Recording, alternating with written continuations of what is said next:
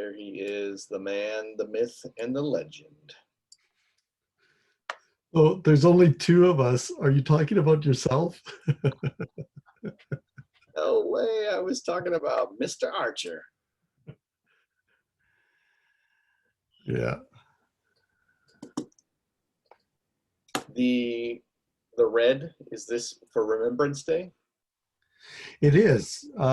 It's a tradition. It comes out of World War I, actually. November 11th is the day. So the poppy is kind of in Europe. There was the Flanders fields thing that poppies grow. There's a big poem about that, and that's where it comes out of, that on around November 11th. We usually wear a poppy just in recognition. What kind of greeting do you give in Canada? Is it Happy Remembrance Day, or how would you greet one another to recognize the holiday? I don't know. What do we use? You would say, how's it going, eh? I don't think we use Remembrance Day. There's usually, it depends on the community, some sort of service that happens. Thank you for your service kind of expression, yeah. Yeah, 11th hour, 11th day, 11th month. Yeah. Yeah. 11th. And yeah, so it's some actually have it as a holiday, like my wife's work and the post office and something like that. But regional ministers, they just keep working. They just keep going. Remember while you work. Remember while we work. So yeah, I sometimes say Happy Remembrance Day, but that's a weird kind of statement. You wouldn't I think normally. It's somber. It's not a. Mm-hmm. Yeah. But if you're, I wouldn't really say that to somebody in person. It'd be more or less today, Happy Remembrance Day, everybody, whatever. But yeah, it's a sober thing, thought. Mm-hmm. And you guys, Veterans Day, right? Yeah, so same day, Veterans Day. Veterans Day? Yep. And statutory? No. Similar practice that you were talking about. Some have the day off, some don't. It's a little bit more, I think post office might be off today. I can't remember. But more and more, it seems like it's more of just not a day off holiday wise. So, and then usually similar thing, thank you for your service. I think in social media world, especially, you see posts, people just recognizing others. So we don't really do services or anything like that, unless maybe there might be a contingency, like among our foreign legion, or not foreign legion, but among our legion, American Legion, that practice some kind of service. But again, that's going to be a much older crowd. So Says the man with the gray beard. yes, so I can fit in. It looks grayer even today. All the time. It's the water glistening off of that in the background. Yeah. Oh, just a second. I gotta show you Didsbury, Alberta. This is just an important reflection for you people in other parts of the country. Where it's sunny and so oops. So this is outside my window today. Oh my goodness. Oh, wow. Okay. So this was yesterday all night. It snowed all night, probably about, I would say between 10 centimeters at least. Yeah. a few inches. Yes. I was quickly doing the math. Yeah, it's probably a 4 to 5 inches. Yeah. Great. Yeah, there's nothing like that, but it is getting very cold here. I'm wearing pants today instead of shorts. It's that cold. I don't have socks on though, but will Lynn be joining us today? Oh, there he is. Speak of the man, and he arrives.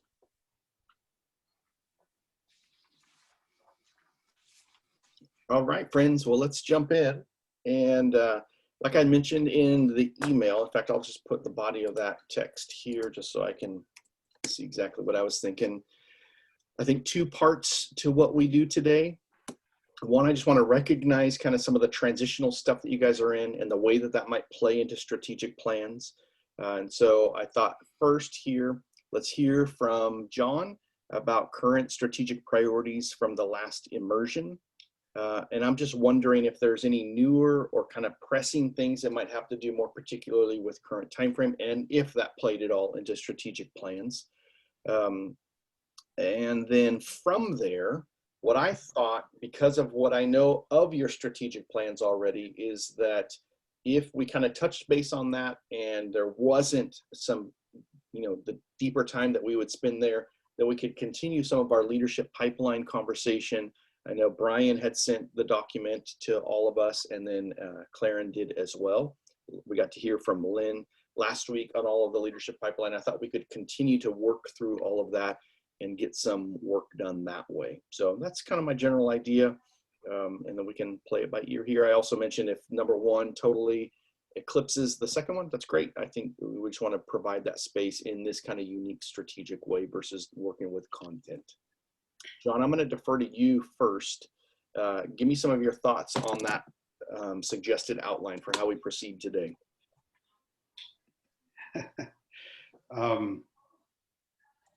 Well, my brain was on pipelines when I saw Brian's work, so I actually sent you all another pipeline. So I would be in favor of staying in that track. Frankly, I don't believe that transition affects more or less our immersion plan, would be my comment. I don't really think it does. Good. Because we were essentially in a bit of a transition moment anyways then. So I don't fundamentally see us changing our goals and all those things, although I'm certainly in a different track than just being a participant in reaching those goals. Yeah. So I could be wrong on that, but I guess we'd have to pull up, Brian, our last set of our last work again and say, is there any changes because of transition? I humbly would say I hope not. Yeah. But we all are a little busier and in that sense to accomplishing maybe some goals. Okay. I defer to my brothers on those comments. Any other thoughts or feedback on that? Because what I'm hearing then is it might be best to just jump straight into the leadership pipeline conversation and just continue it there. Any other comments? And then it looks like you guys might be looking at the strategic plans too. If anybody wants to put them up, we can look at them together, but also know how it is. As soon as you put content up, there's likely going to be, more time invested in it simply just because it's in front of us. Yeah, all I have to say is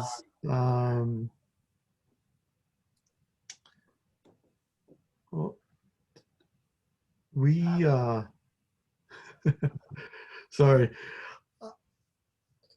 I was just trying to bring up something of what we did, and I can't really find it at the moment. We did our SWOT analysis, right? So that was the starting point. But then what I have is we just did our reflections on immersion 5, and I thought that's kind of where we were at. Just a second here. So this is, and maybe you can't see that very well. Sorry, it's a little small. But I think that's where we were at some of our reflections. Okay. And I don't really see anything too new out of there. Aaron, I couldn't make that point out. Can you scroll up, Brian, with strategy? What you have at the bottom? Yeah, Is there that's more? it. Sorry, that's Oh, it. That's so I think we were going to try and work on something, but we never got around to it. We did acknowledge, I think, out of that we weren't really experiencing missional community, right? That's correct. Yeah. Remember that. So, Okay. Any other comments? Certainly the last tail end of this, maybe our last session together in December, needs to be a bit of a discussion about what's next for us. Yeah, absolutely. I think that'll be So, but it doesn't have to happen now. okay. Perfect. All right, so I've got multiple iterations of pipeline. I've not been able to open any of them, but I could see at least from the little clip at the bottom of my attachment from Brian's, it looks like he's got it organized in columns that way.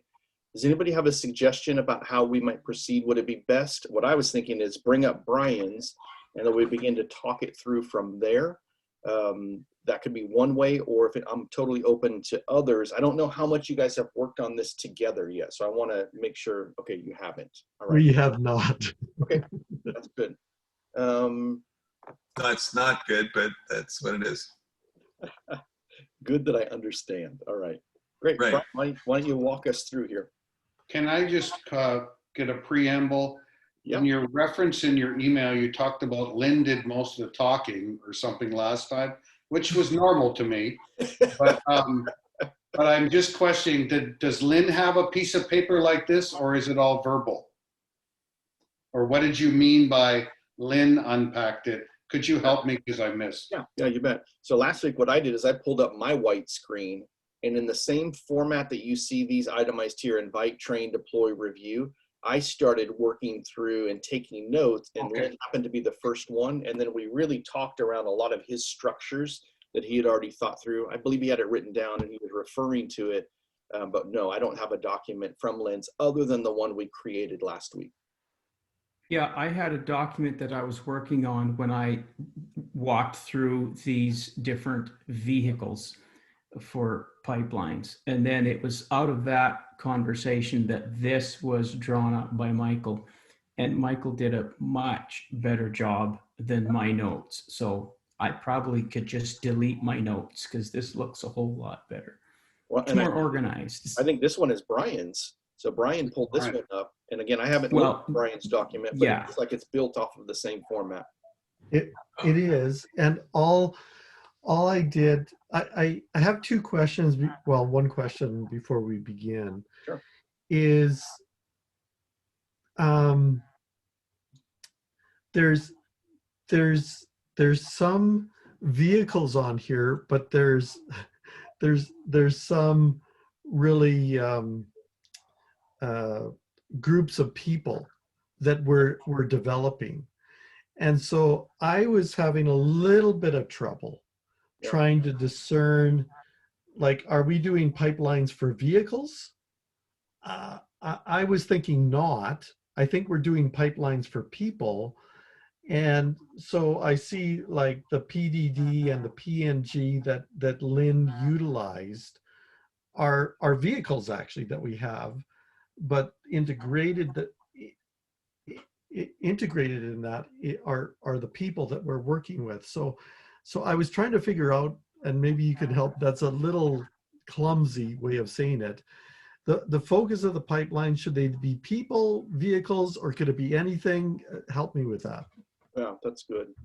I think that outcome is the right focus from my angle. We could argue about that one too.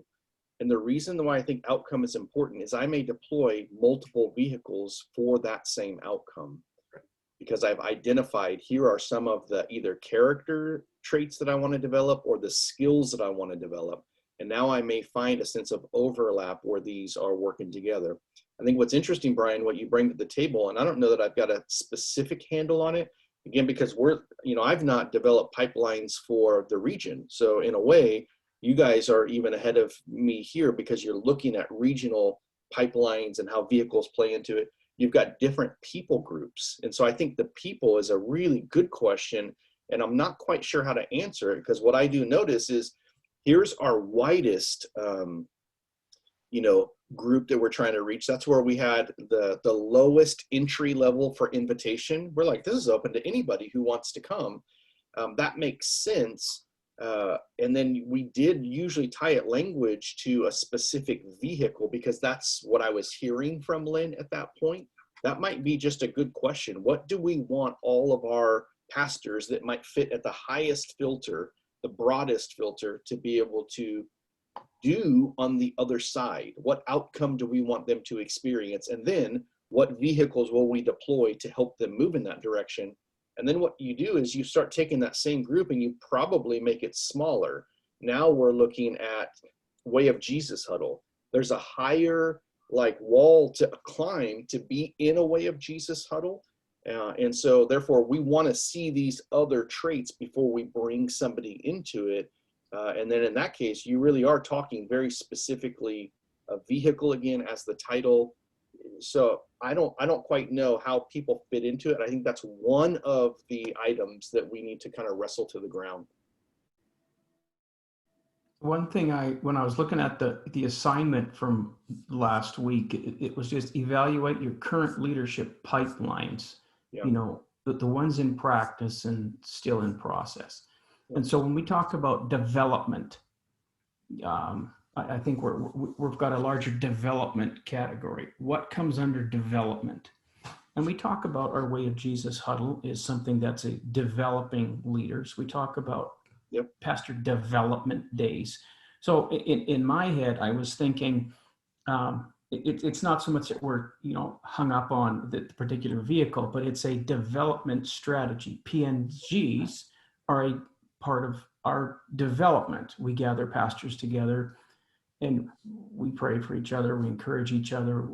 In ours, we bring a skill set. We develop them in their disciple making. So it's a development. It's under a development umbrella. Yeah. So when we think about the assignment of evaluate current leadership pipelines and how you're developing leaders, that's why I was thinking of specific development pieces that we have and how we would evaluate that. That's good. Then that helps me to maybe articulate some of what I'm trying to say in a different way too. Here's what I'm noticing potentially shape up in what we've been talking through.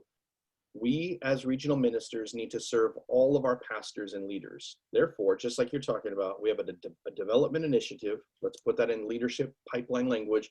We want to see some specific outcomes with everybody. So therefore, we use these kind of vehicles and content pieces and all this because we want to shape everybody.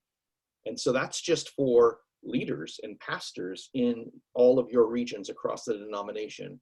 But secondarily, there is another people group that you want to develop, which would probably be like regional leaders. I don't know what language you would particularly use. RMAs is a very articulated version of it, but there are leaders amongst the existing pastors that you specifically want to train and develop with different outcomes, higher level outcomes that probably serve the denomination as a whole and kind of are a part of more of a disciple making movement at a denominational level versus just the local level. So like outcomes for all pastors and leaders, we want to make disciple making leaders of everybody. And that's a released part for the sake of, movement at the local level. But then we want to develop particular leaders inside of our movement that can partner with us to take disciple making multiple steps further at a denominational level, not at a local level. So I do think maybe that's where the people question comes into play. It's the same pool of people with different amounts of them in there. I would humbly add that you put people through pipelines. You don't put vehicles through pipelines. That's right. Vehicles help you get down the pipeline. Yes. So that I'm with Brian. When I sent my separate one, it's actually people-centered. It's a group of people that need to go through a type of development pipeline. In my case, it was related to credentialing, how to move a credentialed person who has no training all the way through to an outcome. So to me, they could use various vehicles on the journey, but it was people-centered and it's specific. Like you say, these specific group that need a separate added on pipeline. Yes, that's good. All right, this is a really good foundational conversation before we really start digging in. Anything else kind of on this stuff before we go to particulars?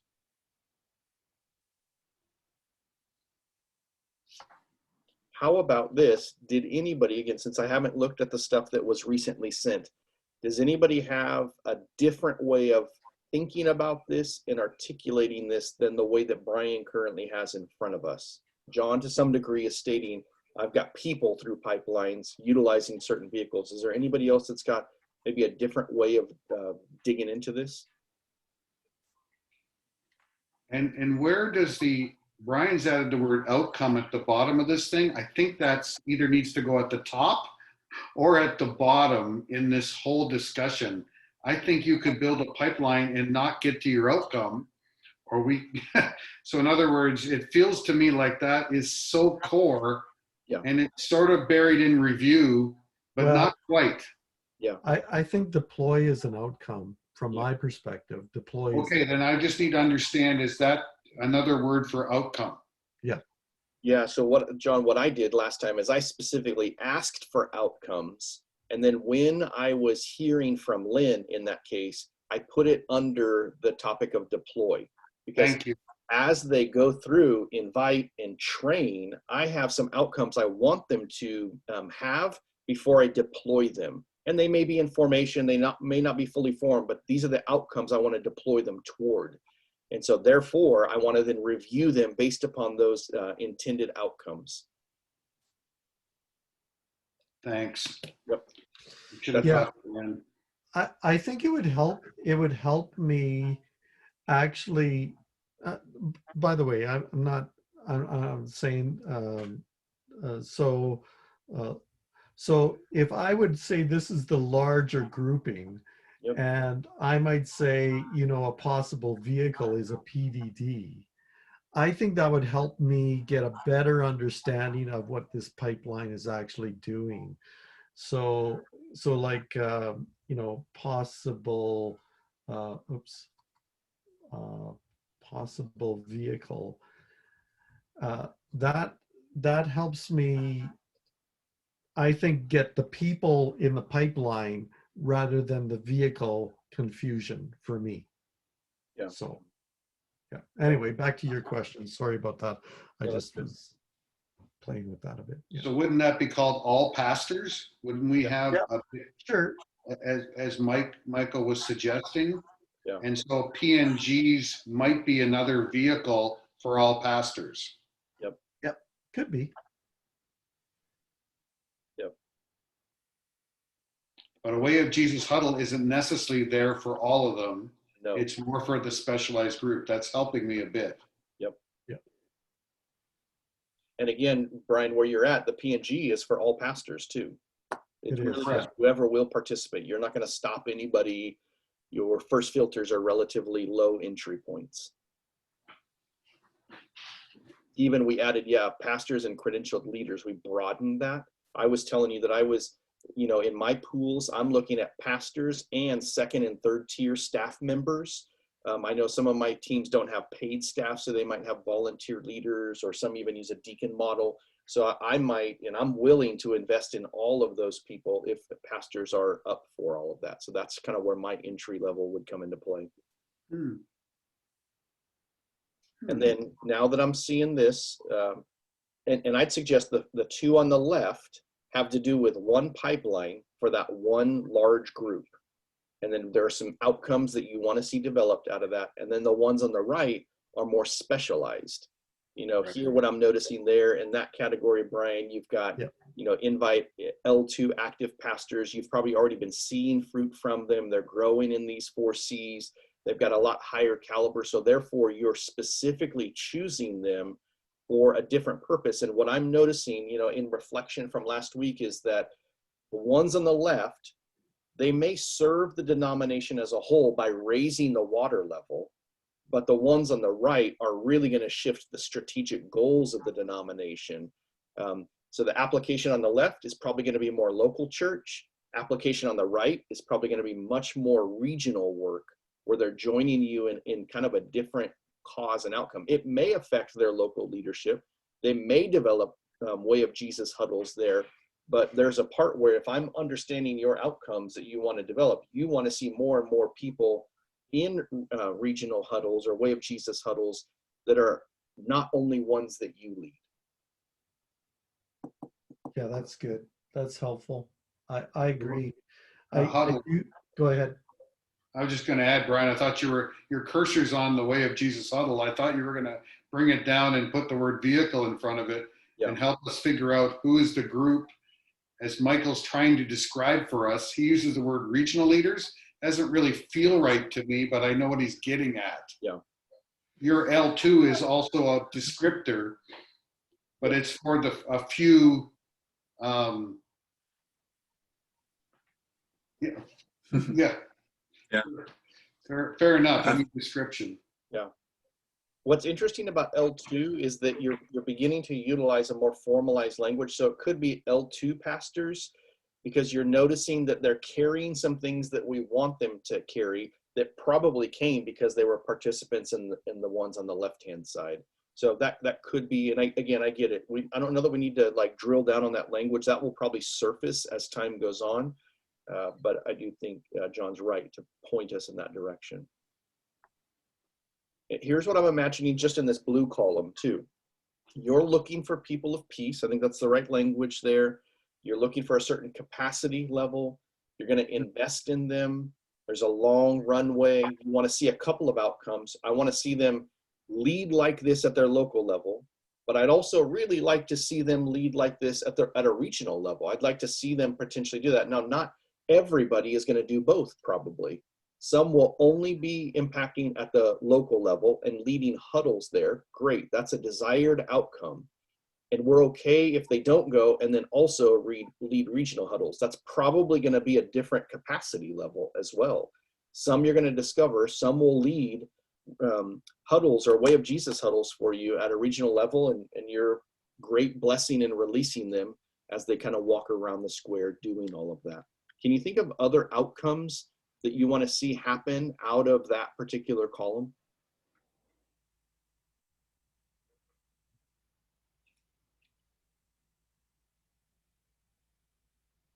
The way that I would kind of dovetail those together is those are technically different pipelines then. So first, I'm inviting them into a pipeline to participate with me. And on the other side, I want them to graduate because they've gone through, they've learned the content, I've taught them to reproduce this and imitate what I've been doing, and now they're graduates, at least of level 1. This is how I think of my year 1 coaching huddles. I might invite that same group back to experience a new level of content that goes deeper. We're applying it in more nuanced ways instead of just being such information-rich stuff. We're looking at a lot more application. And by then, you know, what I'm doing in my my year 2 huddle is I'm much more directly challenging them to lead this way at their local level. Most of them still aren't doing it though. But they're hearing the challenge in a very different way. So I'm trying to move them to that first outcome that you have there and deploy. Number 1, lead other huddles. I want them to do this, and I want them to do this at their own local level because they have full authority to be able to do that. But I'm also trying to identify who has the capacity to be able to do this in place of me for the region. And so I am watching for those. It's shifted from who I thought it was going to be. I'm thinking that probably year 3 and 4 of my huddles is where I'm intentionally going to train them how to do that a lot more intensely. So notice what I'm doing is. I would just say to that, like I see the RMAs as regional. I mean, these guys could possibly be regional, but I see this as a local and regional focus. That's good. For me, that's what I'm seeing as. I'm using some of my guys right now who aren't RMAs. They can do regional as well, but certainly this becomes a lot more prominent for me that they're actually doing regional stuff. Okay, that's good.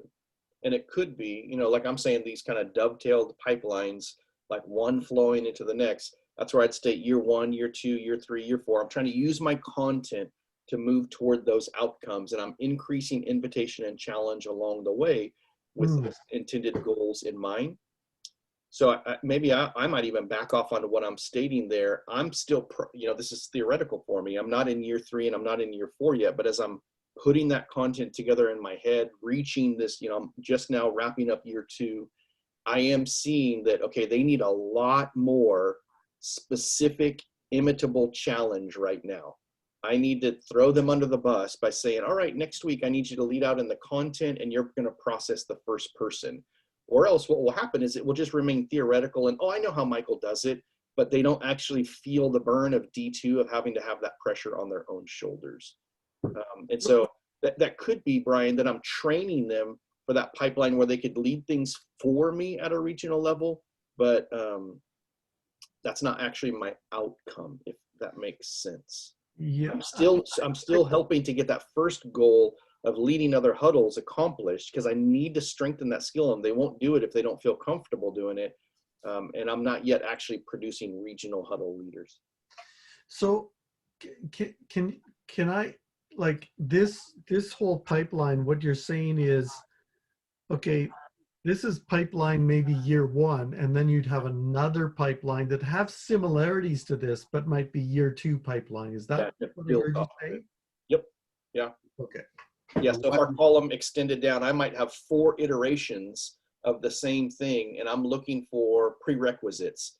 Year 1 feeds into year 2, and I'm still trying to move toward the same outcomes, but I'm bringing and calibrating my content and my challenge all along the way. Yeah, the comment that you said about one flowing into the other is more helpful than building too many multiple pipelines that are confusing. Mm-hmm. I do believe the one potentially flows into the other. They are sort of running similar when you look at Brian's comparison. They look similar about teach, and so I think one does flow into the other. Yeah, I agree. And the only other word I wanted to add, the way I describe this category of people, is these are peer leaders. So to me, pastors of peace is fine. I know we understand that, but these are pastors who are pastoring their peers. Yeah. They're leading their peers is an L2, another way for me to think of it. Okay, that's good. That's good. Kind of Double E. Double E. I knew there was something wrong. Now, how We many? want solid, earthly, grounded guys, But maybe I would add at the invite, for instance, a prerequisite to track 2 is track 1, right? Correct. So if you're creating, you know, things that flow together and almost kind of loop or progress, you're going,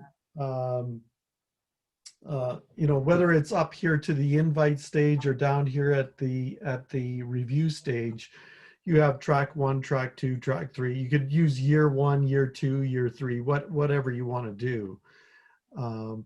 But it's kind of, it's almost like a loop that's going to continue to grow and develop.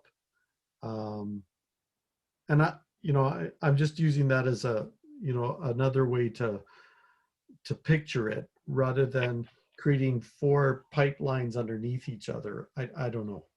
Yeah. So. I like the word track better than year, because I think it could be quite a journey. It doesn't mean it's done in a year.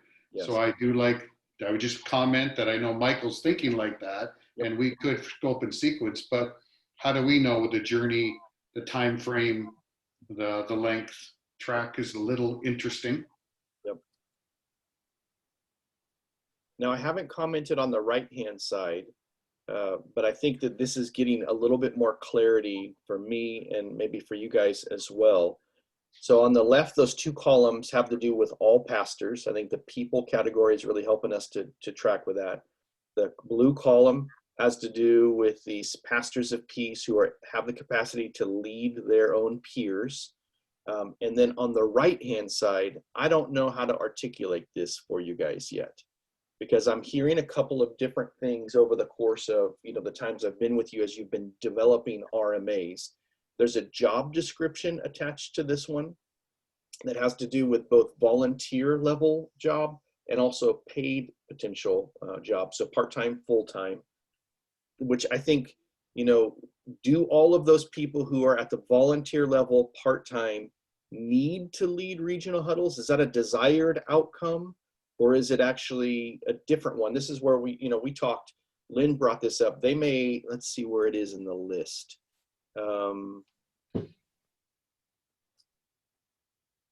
I don't see it here for some reason, but in my mind, what I remember is some of them might coach other pastors, in a one-on-one setting. Yeah. Others might actually lead vehicles, even in place of you, and then others might lead huddles. And I think those are all different skill sets and different capacities as well.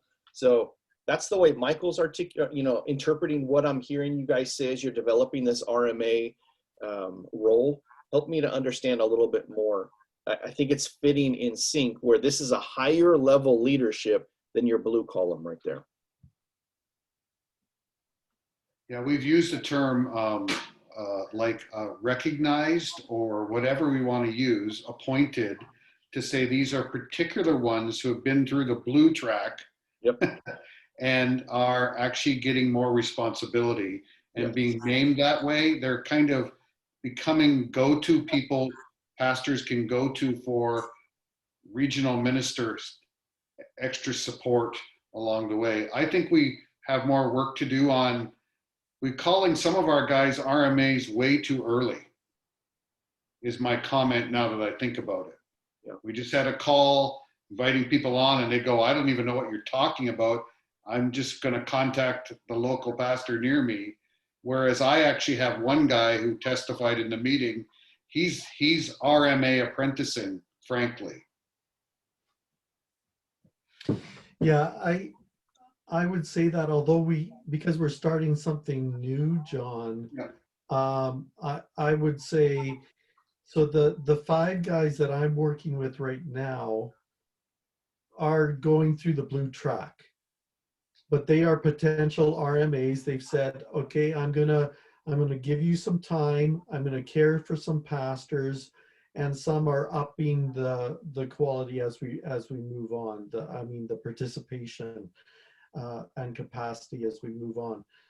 But I think because I'm in my first year of this, I had to start someplace. Yeah. And I decided to start with people who I felt, I didn't have the filters yet, but I intuitively looked for some people who I felt could take on this role and grow in it.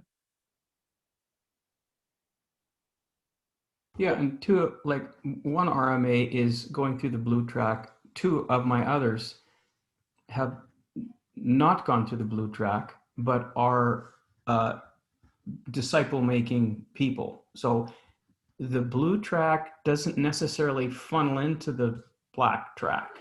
It's almost like it's a separate thing from my just picking up and starting this.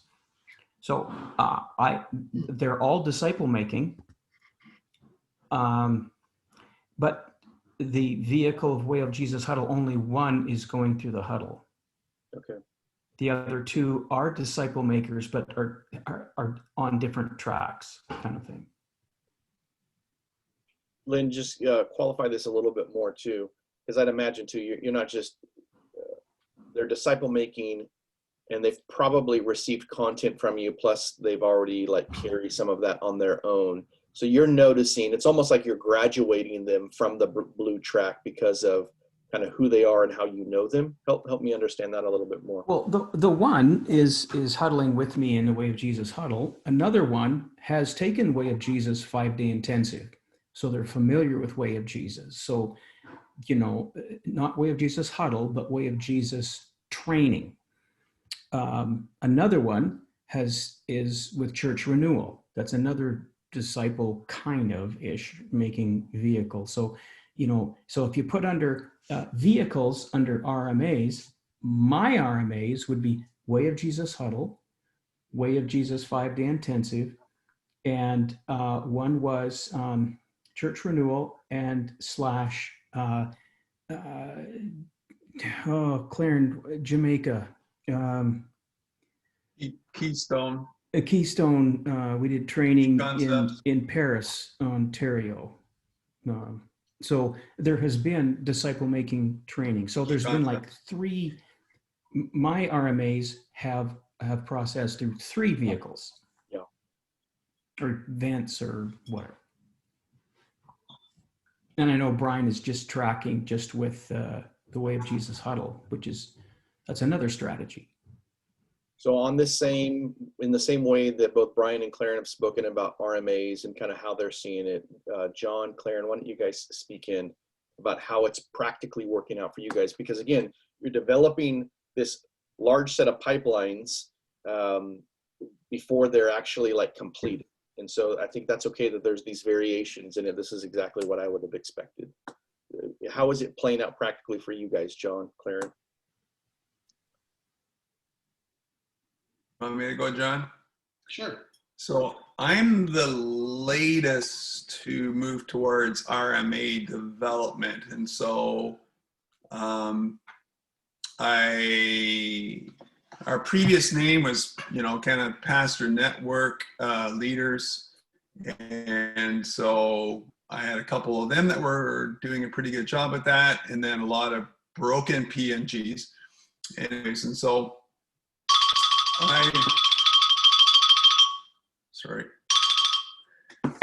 So I've been a little slow at this. I have some guys that are in the blue that I am discipling, that are now discipling others that won't for a long time ever become RMAs, because I started with younger pastors.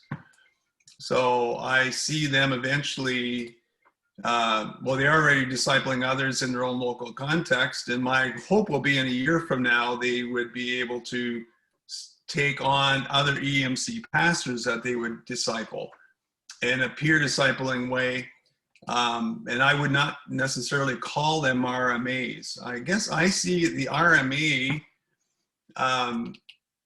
if I'm thinking of making disciples who are making disciples, I see the RMA more about serving the denomination in the sense of duties and tasks of a regional minister than I see tightly tied to disciple-making movement. The RMAs help the denomination accomplish what they want to accomplish in some senses in crisis management, conflict resolution, those types of things. So to me, that's helping the denomination in some of its function. I'm much more passionate about getting a disciple-making movement happening. And so I think more about pastors and people being disciples, track 1. Pastors and people, because I would just say people, then they're multiplying disciples. So that's kind of that second round where they are now a discipler of others. And then I would call them, when they graduate from that, they're a disciple-making leader. Yeah. And then I guess I would see a track up from there is where a disciple maker has actually multiple people that he has discipled who are multiplying others. So they are leading, overseeing. So that would be an L50 in sense, able to manage a cluster of other people. So whether that they have multiple huddles, if they're reaching lost people, whether they could eventually be forming a congregation on like a missional community.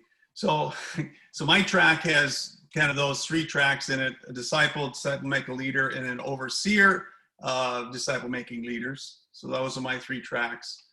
And that would kind of all fit in that blue column, I think. And so the other things I I'm seeing as denominational things. The events that we have, the RMAs, that serves a denomination. My mind keeps going back to just general disciple making movement principles and training and releasing people in that way. So that's my slant a bit there, Michael. That's good. Which what I'm. But I agree with, you know. What I'm hearing Sorry, go ahead. there is that those two columns on the left, you know, open up the invitation there for the sake of disciple making versus limiting it, which might make it more denominational beneficial. So open it up even wider, and then even the blue column, you're still stating a similar thing.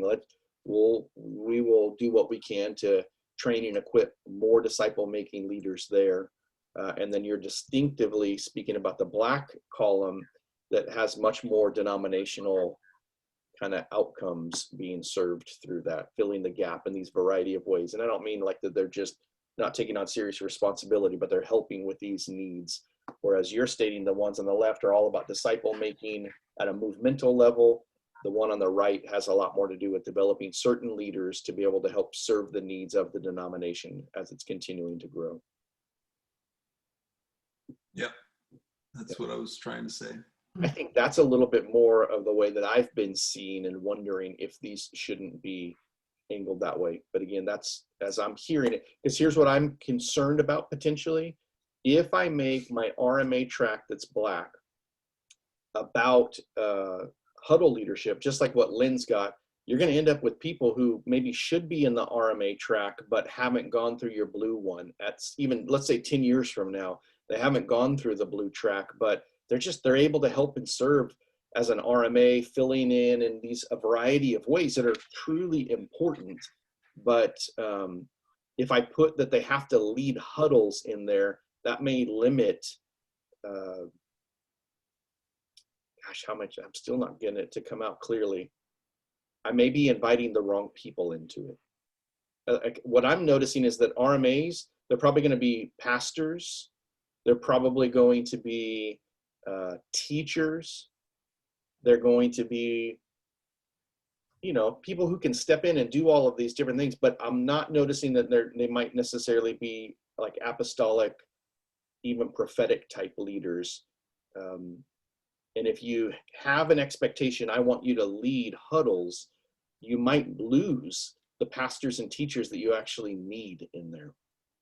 So it's still not coming out the way that I'd like. Maybe I'll just defer back to Claren's language. I think I'm tracking a little bit with the way that Claren is thinking about this. So John, speaking, I'm curious to hear how your practice. I actually was going to say it in a different way, but the same thing that Claren was going to say, specifically about the black column. It is a denominational pipeline, because the truth is, when the regional minister idea formed, there was no pipeline to get there. He just selected these leaders. Yeah. But the truth is, as I sit in this chair now, it would be nice to create a pipeline for future RMs, because that's our model. And so to me, it's a very specific denominational pipeline. It's actually an RM pipeline potentially, because one outcome would be they get through this eventual pipeline, they could become future RMs, which, I mean, Claren and Lynn will keep pumping fuel into them as long as we can, Coke and everything, but they're eventually, we need replacements. And rather than me running around to find somebody who feels like it, it'd be nice if they actually went through these different pipelines that they're going to. So I agree that it's a denominational pipeline. It's almost like we don't have a president pipeline that the board has discussed. What is the track for any pastor to become president is a realistic question they're asking, because they're just sort of randomly throwing people in that work or don't.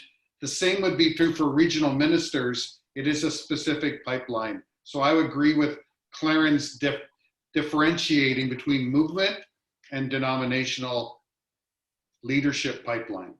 I like that. And I honestly feel like it relieves a pressure for these to all work together simultaneously. Now they probably will. The ones on the left will probably produce the right kind of RMs and future president. But I think that there's a little bit of pressure if I have to make them work together right now. And again, I think this is where the outcomes are drivers here. Any other thoughts, Brian, Lynn, in this conversation as it's unfolding? The only other thought is, I think we do have to work more on this, the black pipeline and some of the skills of what an RM does. But I also would say, for me, as an RM denominationally, we are catalyzing the blue pipeline. We are the catalysts of the blue pipeline. And I think that has to be part of the DNA of RMAs if we're going to continue this. And so I would hesitate in leaning out of huddling, out of disciple making. I mean, I'm not saying that that's being said, but I would just say that for me, that catalytic force that we are involved with right now needs to continue and probably needs to have in the DNA of an RMA and RM. I hear you. That makes really good sense. Future RMs that come in through an RMA pipeline must carry the DNA to be able to help lead out the blue stuff. Yeah, that's good. That's why under deploy in the black column, Brian, I would have actually added future RM. Sure. So I think that that is a potential outcome that we'd love to see, that we would go naturally. It's almost natural that they're becoming it versus me trying to pick it. Yeah. Okay. Brian, do you mind taking that down so I can take over the screen? I'm going to just throw out, it's going to like start from a blank slate. And I think this is the way that I would start working with everything that I've been able to hear so far, is that it sounds like you've got a need to serve all pastors and leaders. And I'm just going to even broaden it so far to just say everyone, okay? And what you guys want to do with them on the other side of this pipeline is that we want them to be disciple makers. And this is the language you guys have already been playing around with. So this is the outcome.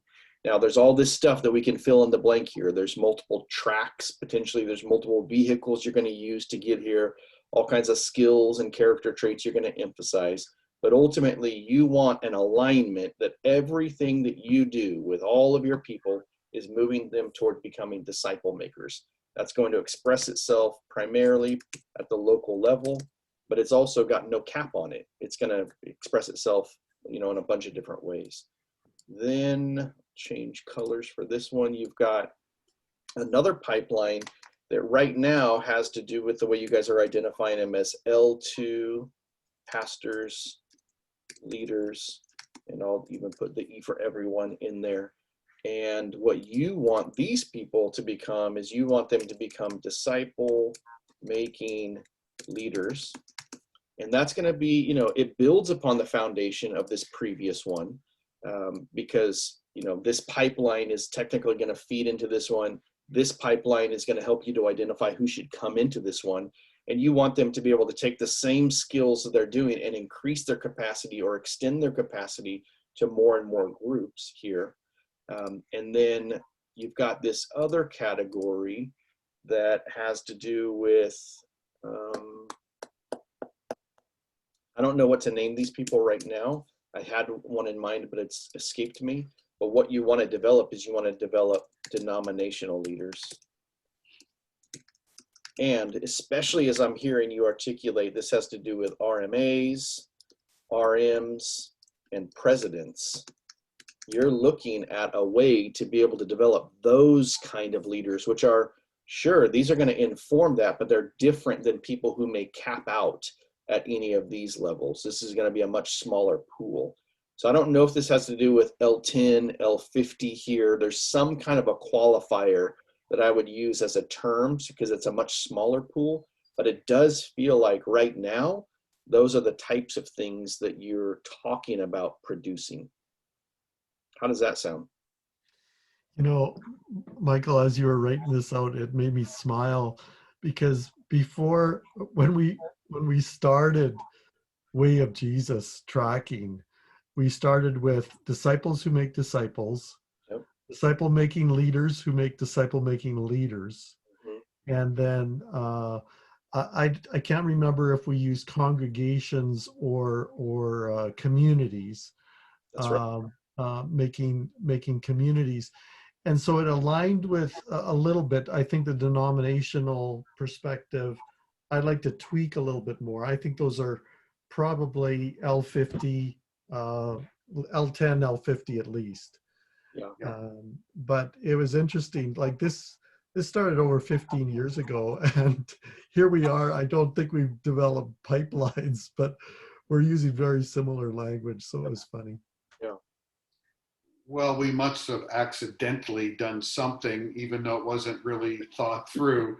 We had various vehicles and various things that did develop people. I think that this is a beauty of a little more intentionality around outcomes. I like that. Yeah. And then what so now let me bring in some marketing training that I've been working through. So in marketing, there are things called buyer personas. So a marketer knows that I want to convert people to become a purchaser of this product.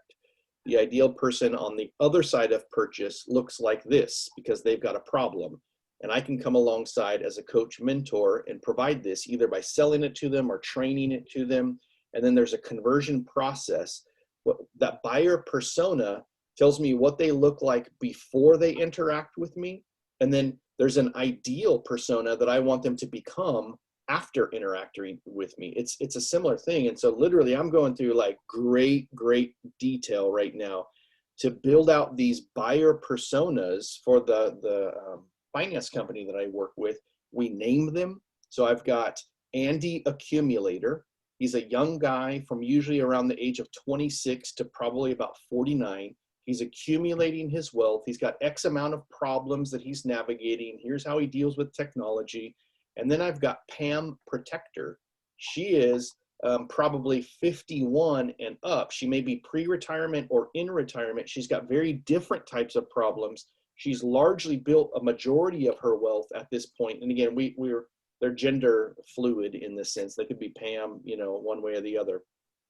But they've got very different needs. And then I'm going to go back through and I'm going to interview different clients that we've got that fit those profiles, because I'm trying to serve them like a coach mentor very well to help solve their problem. It's the same type of thing. I'm noticing here, this is a buyer persona, and I hate the word buyer here, forgive the marketing slang, but this is a persona. You want to find somebody here at this level, and you want to convert them and change them, transform them to become something here. That's highly motivational at a marketing level. Like, people are very much motivated by transformation. That's usually why we buy product, even because we have some semblance of this is going to transform me even at an identity level. Similar type of thing here. This is a different person than the one, this is probably pouring here into this, but this person has a different problem, and you're helping them overcome another hurdle and become something that they weren't before they entered your pipeline. Same thing here. They're becoming something, which is where I think the outcome, even leading toward identity level outcomes, is largely motivational. And then kind of like final point here, I think that there probably needs to be some kind of audit that you guys do around your vehicles. And I'm even noticing this around your content. There is secret content that Michael didn't know about that exists like in the wider toolkit that's probably still being used by 1 or 2 RMs, but not by everyone. You probably need to audit it, and then you probably need to prune. And there are going to be some vehicles that you prune, and then there are going to be some content that you prune further. And what you're doing is you're streamlining so that everything that you do points to the outcomes you're driving toward, and everything fits into this overall pipeline, and you're walking in greater unity because you're doing the same types of things, just articulated very differently through your personalities. How's that sound? Very clear.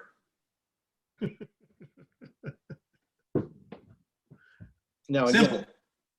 yeah, that's good to hear. Any other comments? I did. I appreciate the conversation around outcomes, and in particular, because we're looking at, okay, so, the pipelines, the skills and character traits, and then we're looking at the filters and all that kind of stuff. Yeah. I like the idea of an audit because John is right. Over the last 15 years, we've done some things right. Yeah, you have. We've been on a great track, and almost intuitively, led by the Holy Spirit, we've come to a place where we're starting to get traction. Yep. Now we're reverse engineering some of this stuff and going, okay, how did we do that? Yep. And how can we actually get more strategic in moving it forward? Because we have created disciples who are making disciples. Disciple-making leaders are making disciple-making leaders. I don't know that we're at disciple-making churches, making disciple-making churches, or families on mission, but L10, whatever. But I think that we have come to a place where we actually probably, in reverse engineering this, the whole audit idea really helps me. Because it's kind of like I do things and then I'm going, okay, how did that happen? Yeah. Yep. I think with success, just like what you're getting at, Lynn, if that red column is developed further and you've got more disciple-making leaders, you're going to need to know what to do with those people that you guys keep calling like community leaders. They're leading probably L50s and higher. There probably will be an extension of that pipeline where they're becoming something different. It could be a whole new pipeline because they've graduated, or it could be just be an overflow extension in there. But yeah, I agree, Lynn. You guys have done so many incredible things over the years. I really envy what you guys get to be a part of and what you guys are doing from the outside looking in. So if there are any jobs up and coming that, I could help to step into from California, let me know. We are looking for a president, but I don't know if I want to be president. maybe not. I don't know. I did hear one more thing. I just want to place this in here. John mentioned this. I'll use this box, but for credentialing. I think that might be another, it's a need that you guys have and a responsibility.